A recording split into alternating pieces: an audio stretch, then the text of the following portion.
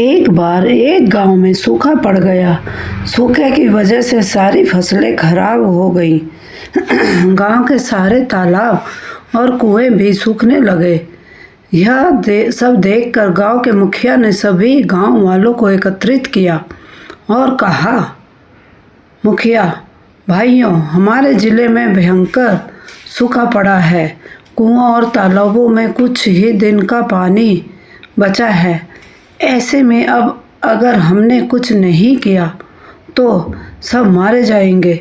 यह सुनकर सभी गांव वाले आपस में विचार करने लगे कि क्या करें, लेकिन किसी को कोई उपाय नहीं मिल पा रहा था। मुखिया और गांव वालों ने मिलकर बात की।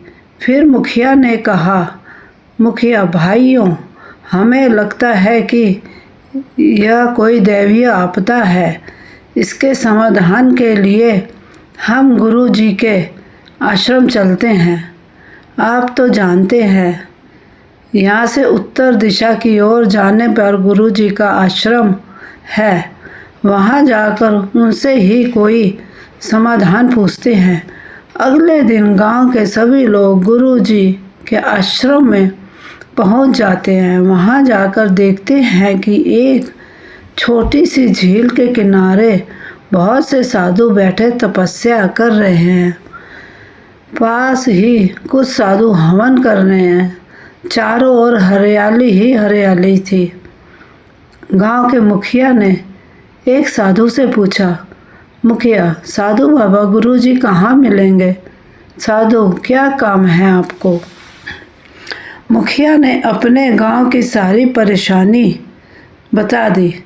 यह सुनकर साधु ने कहा, साधु आप लोग विश्राम करें, गुरुजी अभी ध्यान मुद्रा में हैं। कुछ देर बाद मैं उन्हें आपके आने की सूचना दूंगा। मुखिया और गांव वाले वहीं हरी हरी घास पर बैठ गए। ऊपर पेड़ों की छाया थी, नीचे हरी घास। चारों ओर खुशी का माहौल देखकर सब अपना दुख भूल गए।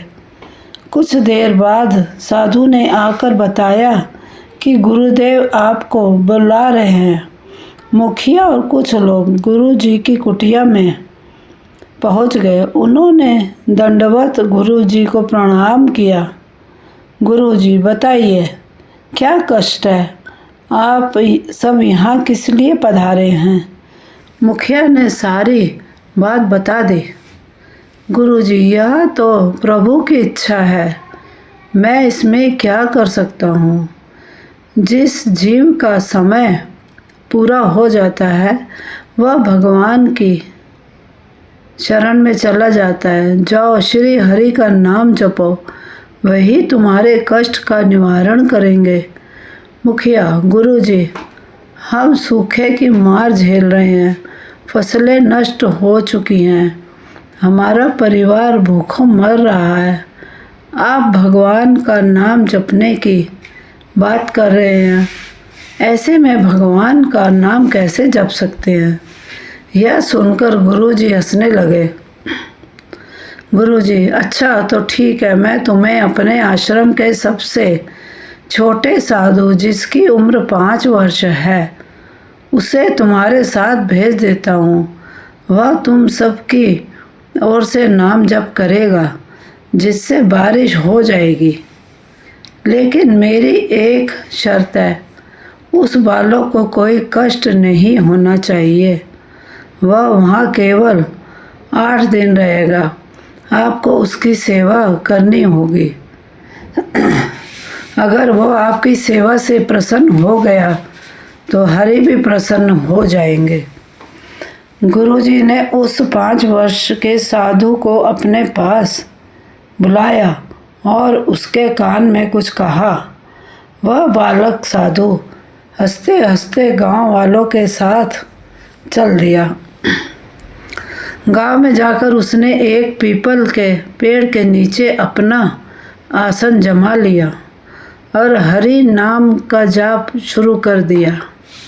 सभी गांव वाले उसके लिए तरह तरह के फल, मिठाइयाँ, दूध, दही लेकर उसके पास पहुँचने लगते हैं। कोई अपने घर से दरी चादर लेकर पहुंचता है, लेकिन वह छोटा साधु केवल हरि का नाम जाप करता रहता है।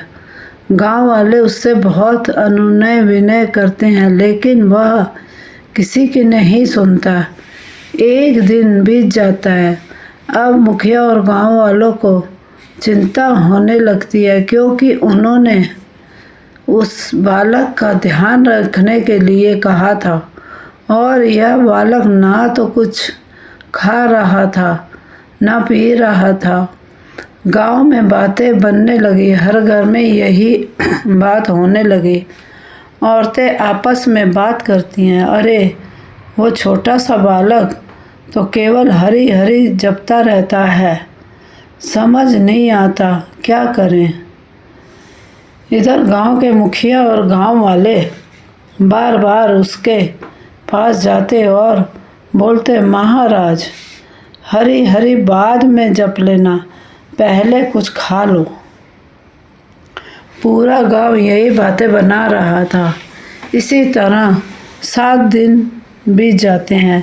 सभी गांव वाले बालक के समीप बैठकर रोने लगते हैं और प्रार्थना करने लगते हैं, महाराज हमें बारिश नहीं चाहिए, लेकिन आपको कुछ हो गया तो हम गुरुजी को क्या मुंह दिखाएंगे, इसलिए हरी हरी छोड़ कुछ खा लीजिए।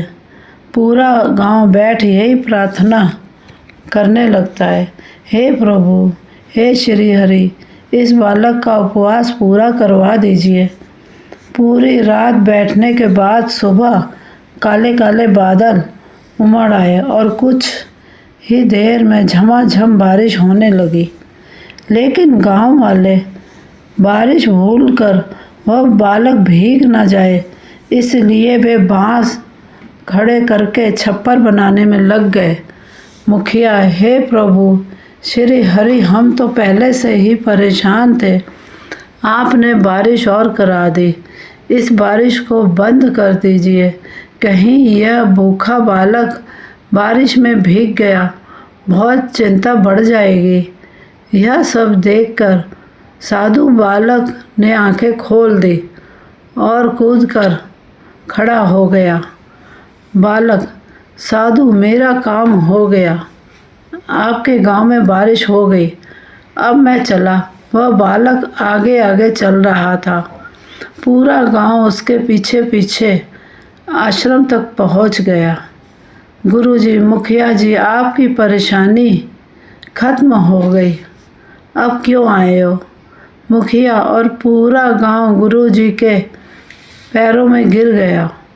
मुखिया, गुरुजी, आपके इस नन्हे साधु ने ना तो कुछ खाया है ना कुछ पिया, केवल हरी हरी का जाप करता रहा, हमें तो कुछ भी ध्यान नहीं रहा, हम तो इसे बचाने में लगे रहे, हमारे कारण इसे बहुत कष्ट हुआ, हमें क्षमा कर दीजिए। गुरुजी, इस बालक को मैंने ही उपवास करने के लिए कहा था, यह तो कई महीने का उपवास रख सकता है, यहाँ तो केवल 8 दिन ही हुए थे।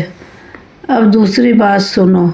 इसकी चिंता में पूरा गांव हरी हरी बोलता रहा, जिससे प्रभु श्री हरि ने तुम्हारी पुकार सुन ली और बारिश हो गई।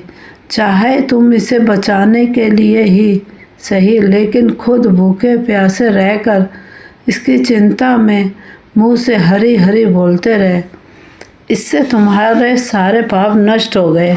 अब जाकर अपना जीवन सुख से जियो।